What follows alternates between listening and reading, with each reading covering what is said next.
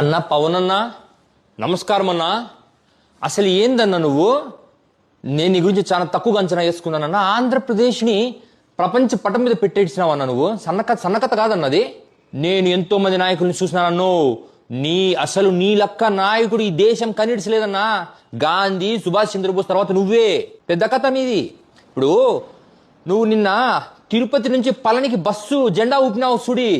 అసలు నా జెండా చూసి నాకు ఏందన్నా ఇంత అభివృద్ధి. ఏకంగా తిరుపతి నుంచి పళనికి బస్సు ఎవడన్నా ఏడుస్తారన్నా. పళనికి బస్సు వేసినావు. అసలు ఆ సీన్ చూసి నా ఒళ్ళు గగురుపాటు పొడిసిడిచిందన్నా. ఎవరన్నా అప్ప జగన్ అంట బొక్కలోది 1000 బొక్కలో 1088 అంబులెన్స్ ఊపినాడు. ఎవరికి కావాలన్నా అంబులెన్సులు? విజయవాడలో అప్పుడు కోవిడ్ టైంలో మూతికి బట్ట కట్టుకొని మరీ ఊపిడిచినాడన్నా. ఏమవసరం అన్నా? కోవిడ్ ఉన్నప్పుడు ఎక్కడ ఉండాలా? ఇంట్లో ఉండాలా? సంపద సృష్టి అంటే ఏంటన్నా? పళనికి, తిరుత్తనికి, కన్యాకుమారికి వీటికంతా బస్సులు వేయాలన్నా. బస్సులు వేసి ఇచ్చినామనుకో అది కూడా మనం పెయింట్ గింటి వేయరాదన్నా. ఉత పూలు కడితే అంతా కవర్ అయిపోతుంది కదా. ఇప్పుడు కొత్త బస్సులు కొన్ని ఇచ్చినామనుకో డబ్బులు బొక్క. ఈ పాత బస్సులకి 2 అటుకోటి ఇటుకో దిమ్మ కట్టేసి మనం ఇడిచిచ్చినామనుకో జనాలు పళనికి పోతారు. దేవుని దర్శనం అవుతుంది. డబ్బులు రావాలని మనం మొక్కుంటాము. డబ్బులు వచ్చాయి కదనా.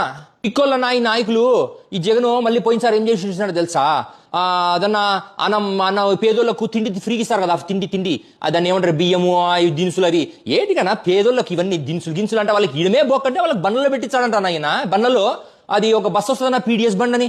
ఓయమ్మ ఎన్నో అవి కూడా దాదాపు 1000 పైసలు కన్నా బండ్లు అవి కూడా వదిలిచ్చినాడు. దాన్ని చెప్పినాము అప్పుడే, వద్దప్ప ఈ బండ్లన్నీ మాకొద్దు, మేము లైన్లో నిలబడి తీసుకుంటాము, ఇంట్లో కాడికి నువ్వు పంపించడం ఏంది అని చెప్పినాం. లేలే నువ్వు ఇంటికాడ తీసుకోవాలా? ఏం తమాషాలా? ఇంటి అంటే మీకు మర్యాద ఉండదా? మాకేందన్నా మర్యాద. రోడ్డు మీద నిలబడి తీసుకుంటే ఫీల్ బాగుంటుంది కదన్నా. నిలబడి భుజం మీద సంచేసుకొని వచ్చిపోయి తోళ్ళని చూసుకుంటా సరుకులు తీసుకుంటే బాగుంటుంది. జగన్ ఇంటికాడికి పంపిస్తా అంటే ఏం అప్పుడే చెప్పినాము వద్దన్నా. మాకు పళనికి కానీ తిరుత్తనికి కానీ ఇటు శ్రీకాళహస్తికి కానీ బస్సులేనా ఫ్రీ బస్సులు. ఇంకా బస్సుల్లో పోయి మేము దేవుని మొక్కుంటాం. డబ్బులు వచ్చేస్తాయి కదన్నా అని మేము చెప్పినా.